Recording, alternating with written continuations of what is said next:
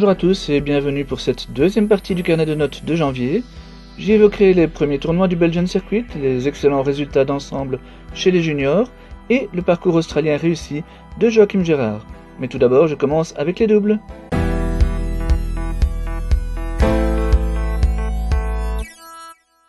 En double, les héros du mois sont bien évidemment Sander Gillet et Joran Vegen. Ils ont définitivement prouvé lors de la l'ATP Cup qu'ils formaient désormais l'une des meilleures paires de la planète tennis. De leur parcours, on retiendra surtout le point de la qualification pour l'écart obtenu face à la paire bulgare, ainsi que ce match fou en quart justement face à Rafael Nadal himself et Pablo Carreño Busta, et qui n'ont vraiment perdu que de justesse.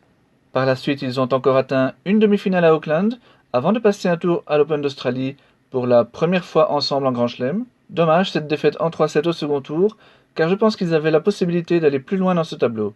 A noter tout de même que Joran a également atteint les quarts de finale en double mixte avec la chinoise Tsai Zheng.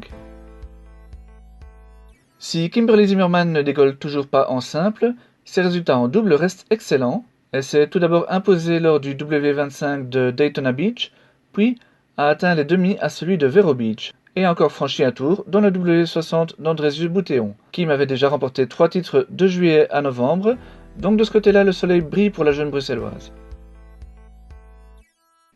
Hélène Schelzen a retrouvé le circuit, je l'ai dit, lors de 2 W15 au Caire, avec des résultats plutôt bons en simple.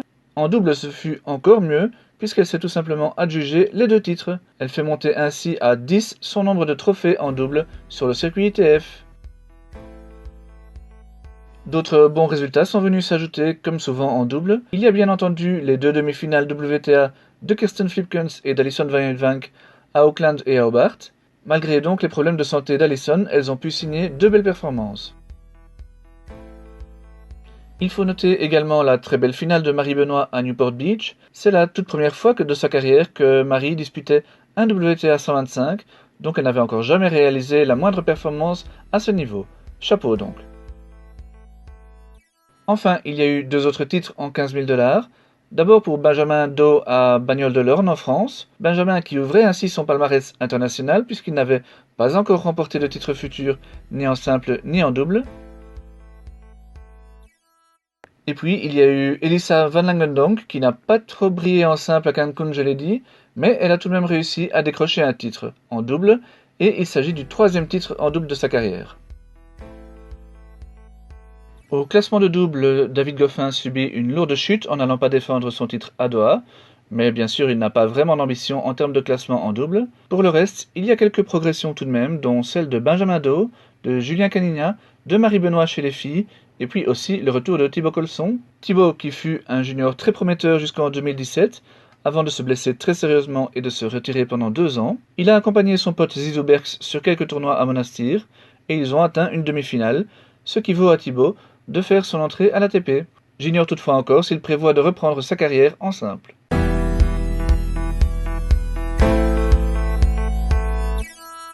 Pas réellement de top 3 wheelchair ce mois-ci, dans le sens où seul Joachim Gérard a vraiment été actif en janvier. Je n'ai finalement pas fait de carnet de notes pour novembre et décembre, car les résultats belges y étaient vraiment très maigres, mais du coup je n'ai pas pu évoquer le seul très gros résultat de cette période, à savoir la victoire au Masters de tennis en fauteuil, glanée par Joachim.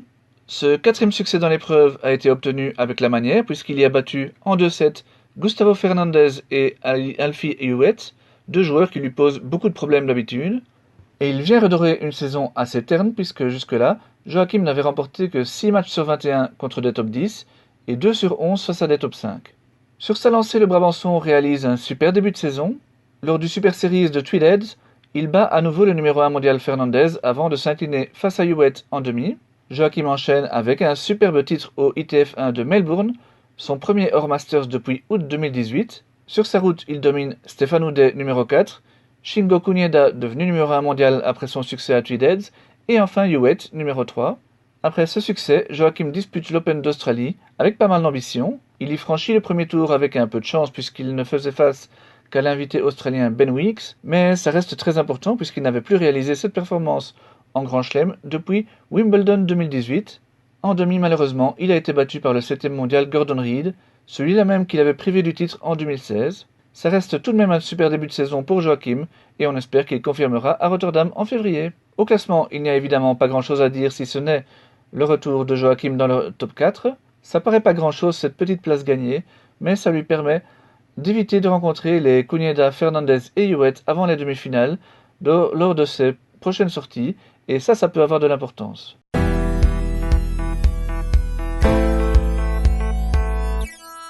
De nombreux jeunes Belges ont débuté la saison en Inde et y ont réussi de très bonnes performances. C'est surtout le cas de Raphaël Collignon qui a fait un carton plein lors des 2 premières semaines. Il s'est en effet adjugé le grade 3 de Chandigarh et le grade 2 de New Delhi, à la fois en simple et en double.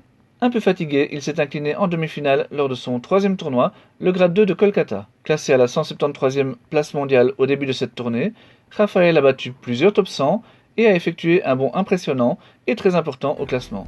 Je vous en parle dans quelques minutes.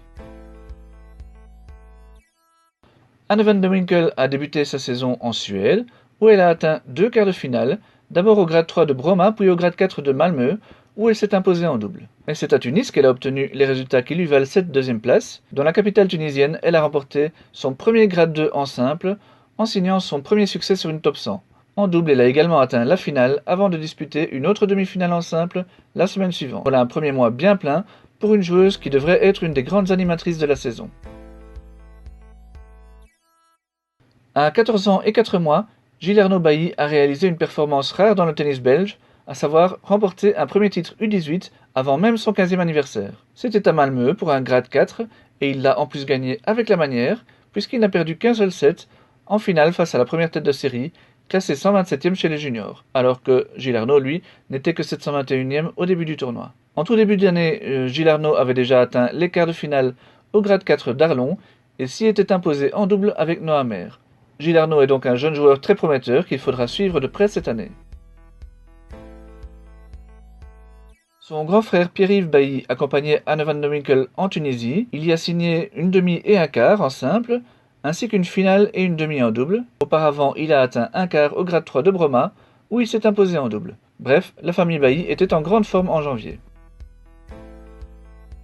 Il n'y avait pas que Raphaël Collignon en Inde, Martin Katz y a aussi brillé. Déjà, il a remporté les grades 3 de Chandigarh et 2 de New Delhi avec Raphaël en double. Et en simple, lors du premier tournoi, il a atteint la finale, et c'était une première pour lui à ce niveau. Lors des 2 grades 2 qui ont suivi à New Delhi et Kolkata, il ne s'est arrêté qu'en quart de finale.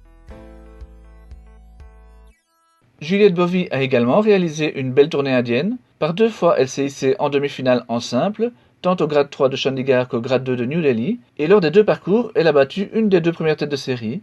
Donc elle a ajouté la manière au résultat. Jusqu'ici, elle n'avait atteint des demi-finales au mieux qu'en grade 5, donc l'évolution de Juliette est vraiment importante. 2 joueurs ont débuté la saison dans le top 100 et ont donc pu prendre part à la tournée australienne. Il s'agissait d'Alexander Hoog-Martens, qui a perdu d'entrée lors du grade 1 de Traralgon, mais c'était face au 11e mondial. En double par contre, il s'est tout de même hissé en demi. Ensuite, à l'Open d'Australie, il a réussi à franchir le premier tour, ce qui est vraiment bien pour une première participation en Grand Chelem. Chez les filles, Sofia Kostulas a passé un tour à Traralgon, mais s'est inclinée d'entrée et assez largement à Melbourne. À sa décharge, elle avait hérité d'un tirage particulièrement mauvais, puisqu'elle tombait d'entrée face à la 2e tête de série. Sofia s'est tout de même hissée en quart du double, donc ce parcours est tout de même intéressant pour une joueuse qui n'a encore que 14 ans et était donc là surtout pour accumuler de l'expérience.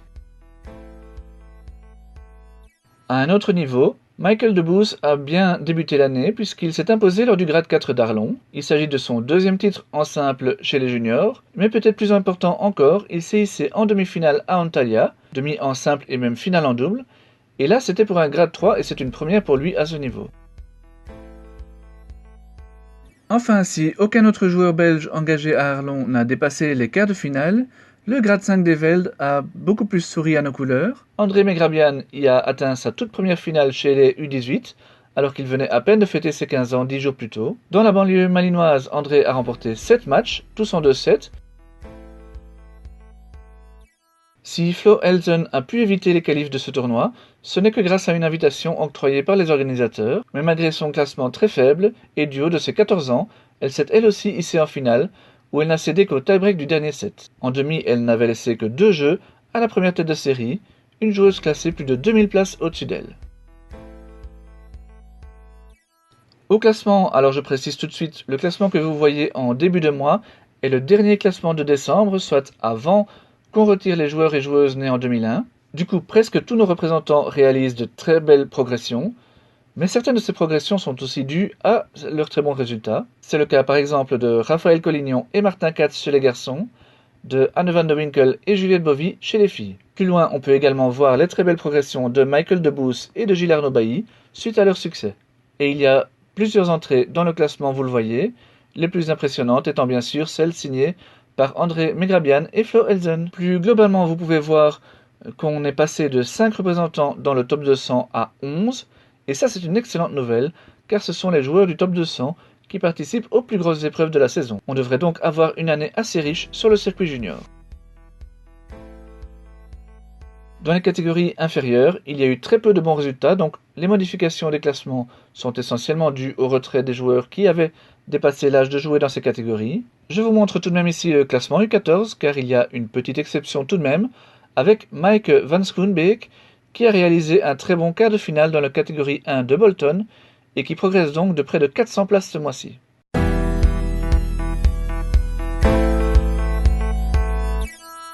Le Belgian Circuit a déjà commencé mi-décembre, mais en 2 mois, il y a surtout eu 2 tournois importants. C'est Seppe Kuipers qui a créé la surprise en s'imposant lors du 5 étoiles d'Alken. Tête de série numéro 10, il a battu 3 joueurs mieux classés que lui, dont Julien Dubail en demi et Yannick Van Den Bulk en finale. La performance est de taille, puisque je rappelle que Julien et Yannick ont déjà tous les deux remporté le Belgian Circuit, Yannick pas plus tard qu'en 2019. Et en plus, Seppe n'a pas perdu un set de la semaine, donc très grosse perf pour lui. Chez les filles, la victoire de Magali Kempen était nettement plus attendue. Tête de série numéro 1, Magali utilisait plus ce tournoi comme une préparation pour le circuit international, où se situe sa véritable ambition. Une préparation réussie donc, puisqu'elle a gagné tous ses matchs en 2 sets. Après des mois de blessures, Aksana Marin a effectué un joli retour via le Belgian Circuit. Elle a en effet remporté le 3 étoiles du TCO Drimont en battant 3 séries A, avant de se hisser en demi-finale à Alken. Au passage, elle y a quand même dominé Elin Boykens, l'une des favorites de l'épreuve. Chez les garçons, le tournoi de Drimont était un 4 étoiles, et c'est Pierre-Yves Bailly qui s'y est imposé, alors qu'il n'était que la 8e tête de série. Bon, il a bénéficié d'un brin de chance tout de même, puisque Louis Herman et Romain Barbosa, ses adversaires en demi et en finale, ont tous les deux dû jeter l'éponge au 3e set, mais ça reste une très belle victoire pour Pierre-Yves, avant de se lancer sur le circuit junior. Les favoris du circuit ont été vraiment à la peine à Alken. Seuls Yannick Van Den Bulk et Sophie Oyen ont limité la casse en se hissant en finale, mais Yannick Reuter chez les garçons et surtout Claire Liebens, Vicky Van de Peer ou Elin Boykens chez les filles ont vraiment fait de mauvaises opérations en vue du classement final. Après, la saison est très longue et tout se jouera vraiment en juillet et août. Dans les autres tournois d'une étoile, il y a eu 2 multiples vainqueurs. Tiffany Milonas s'est imposée à l'Euro Saint-Josse et au Wimbledon, alors que Scott Nicholas gagnait à la fois à Spi et au Géronsard. Au premier classement de l'année, les vainqueurs des 2 grosses épreuves se retrouvent bien entendu en tête. A noter que chez les filles, la première place est détenue de manière conjointe par Magali Kempen, donc, mais aussi par Aksana Marin. Voilà, ceci conclut cette deuxième et dernière partie du carnet de notes de janvier. J'espère que cette nouvelle version vous a plu. Si c'est le cas, n'hésitez pas à commenter, à aimer, mettre le pouce et tout. En février, chez les filles, il sera surtout question de Fed Cup. Et chez les garçons, on suivra particulièrement la tournée européenne de David Goffin et sud-américaine du tandem Sander Gillet-Joran Wigan, en espérant bien sûr quelques bons résultats sur les autres circuits. À dans un mois!